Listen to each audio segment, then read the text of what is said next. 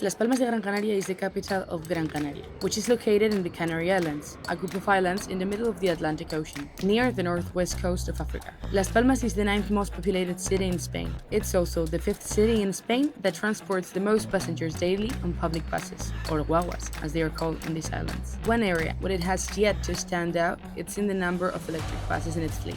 They only have 5. Todo el mundo dice, oye, cómprate eléctrico, sí, pero el eléctrico me tiene que dar prestaciones. Several major European cities have already committed to this energy transition to provide their citizens with a cleaner, less polluted, and more efficient city. London has 22% of its fleet running with zero emissions. Madrid, 17%. And Stockholm is going to offer a completely electric fleet by spring 2026. Si me olvido de que soy directora de guaguas y me convierto en la ingeniera, quiero más guaguas eléctricas, quiero más tecnología, quiero ir más rápido. So why does Las Palmas only have 5 electric buses on their fleet? Why is the process of decarbonizing so slow? What problems are they facing? What roadmap have they designed for the coming years? Guaguas Municipales is a company founded in 1979, and it has seen the city grow at a rapid pace. It has carried millions of passengers. One of them is now the CEO, Miguel Ángel Rodríguez. La evolución ha sido, yo creo que importante. Las guaguas antes eran como una caja de zapatos. Eran atractivas porque te llevaban, pero no por mucho más.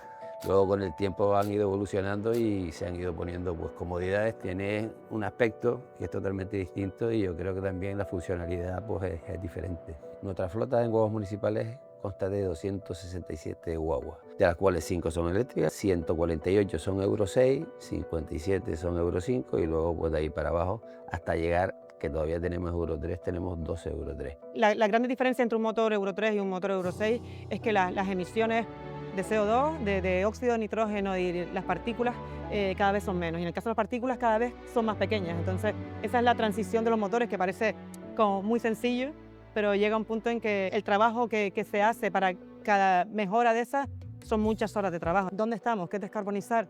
Reducir las emisiones, que es lo que buscamos. Un vehículo eléctrico o un vehículo de hidrógeno tiene 0 emisiones a la atmósfera, un vehículo Euro 6 tiene muy pocas, pero sigue teniendo. Entonces esa transición de seguir trabajando en seguir reduciendo del vehículo diésel o ya directamente irnos al vehículo eléctrico es donde estamos. Ahora mismo es cierto que se están produciendo unos grandes avances en este momento en cuanto a la autonomía de los vehículos. Antes la autonomía era bastante escasa, con lo cual no daba para dar 2 servicios a lo largo del día. Las baterías cada vez tienen menos peso, que también eso es importante, porque el peso te hace que pueda llevar a menos viajeros dentro de la guagua. Entonces nosotros queremos que las guaguas vayan llenas, que la gente vaya cómoda, pero que las guaguas vayan llenas. This is a Euro 6 bus, and this is an electric bus. They have few differences, but let's see how they look from the inside. Pues mira, la verdad, cuando me toca el agua eléctrica, mucho mejor por el tema de los ruidos, la hora del arrancar y el frenado apenas se oye y lo sientes, 8 horas con vibraciones, pues se nota, vamos. Estéticamente es muy bonita y a la gente pues le atrae. Incluso yo conozco gente que se ha montado y no iba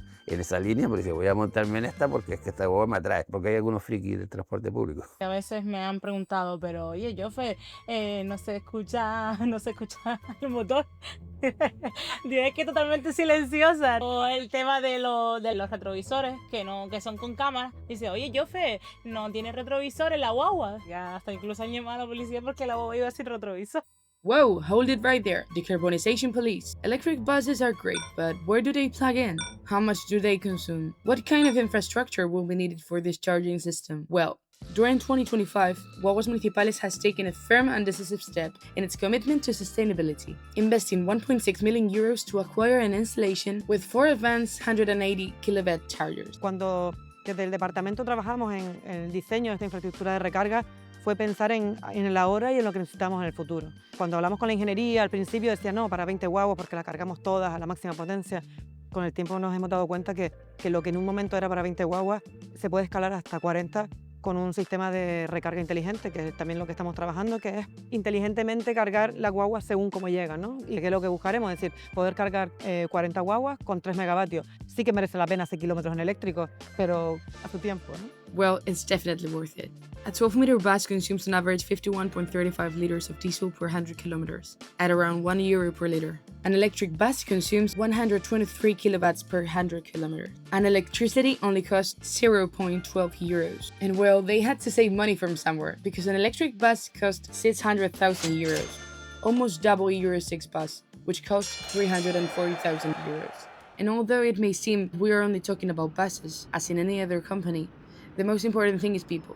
But are the professionals advancing as quickly as the buses? Ahora mismo necesitamos perfiles no solamente de electromecánicos, sino perfiles técnicos, de ingenieros que supervisen, canalicen, que vayan por delante, pero no deja de ser una guagua que tiene freno, que tiene suspensión y que sigue teniendo parte muy mecánica, ¿no? Que es igual que cualquier otra guagua, es decir, tiene que convivir los dos perfiles y el conocimiento va poco a poco. ¿En la calle hay ese tipo de perfiles? No, las únicas guaguas eléctricas que hay en esta isla son las de guaguas municipales, entonces, ¿cómo aprendemos? Pues poco a poco, con tecnología, con personas, con software, con análisis de datos. Es un proceso que lleva su tiempo, pero nosotros estamos orgullosos de transitarlo a la velocidad que lo estamos transitando porque hay que poner los cimientos bien para que después esto pueda crecer. And while the foundations start being laid, what are the other challenges they face in decarbonizing their fleet? El precio de las guaguas ha subido en torno a un 30% en los últimos 5 años, 30-40% sin quedarme corto. El mundo está un poco convulso y hay determinados frentes abiertos y desde hace algún tiempo también está afectando a la cadena de suministro y al precio de esos suministros. Luego también afecta a los tiempos de entrega. Aquí esto no es como un vehículo privado que uno va a un concesionario y está en la estantería, como quien dice, y se lo compras, o si le gusta otro color tendrá que esperar unos meses. Aquí no, aquí entre que firmamos el contrato y la guagua llega, lo normal es que tarde entre 9 y 12 meses. Estamos en una región ultraperiférica, Canarias no está en el centro de Europa. Y el hecho de la insularidad nos afecta doblemente, puesto que luego eso llega a Península y tiene que mandarlo a Canarias, lleva que muchas veces tengas que estocar más repuestos de los que necesitarías, con lo cual también tiene un coste financiero para la empresa. Yo creo que el discurso político ha ido por delante de la realidad tecnológica. Todo el mundo dice, oye, cómprate eléctrico, sí, pero el eléctrico me tiene que dar prestaciones. Todo lo que es la tecnología eléctrica ha ido evolucionando, yo creo que por detrás del discurso incluso, ¿no? Cada día lo primero que hago es ver las guaguas que tenemos disponibles para sacar el servicio. Y no todos los días son buenos, no nos vamos a engañar. No estamos en un momento donde que mi trabajo empieza mirando la disponibilidad de la flota, permitirme tener una cantidad de guaguas que no me permitan sacar el servicio todos los días. Entonces, mientras vamos transitando esa curva de aprendizaje, vamos incorporando flota y vamos formando nosotros internamente, ayudando a las marcas que se formen con nuestro conocimiento y el de ellos, y esto lleva un proceso. Si me olvido de que soy directora de guaguas y me convierto en la ingeniera, quiero más guaguas eléctricas, quiero más tecnología, quiero ir más rápido.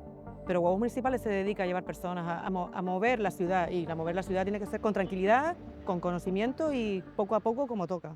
Mi Guaguas Municipales ideal, como ingeniera te diría que fuera casi todo eléctrico. Yo creo que cada vez será más hacia emisiones cero.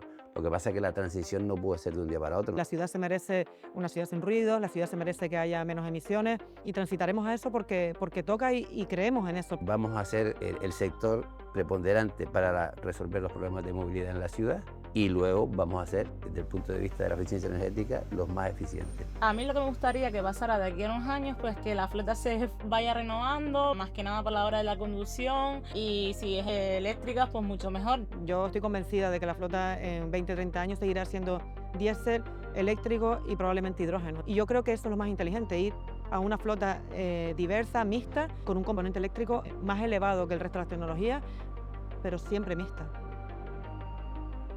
We are still only witnessing the beginning of what will become the future of sustainable mobility in Las Palmas. At Guaguas Municipales, they are well aware of the problems they face in the problem of making the service increasingly green. It is clear that there's still much to do and many passengers to carry. But hopefully, a few years from now, we'll be talking about this service as a leading example of sustainability.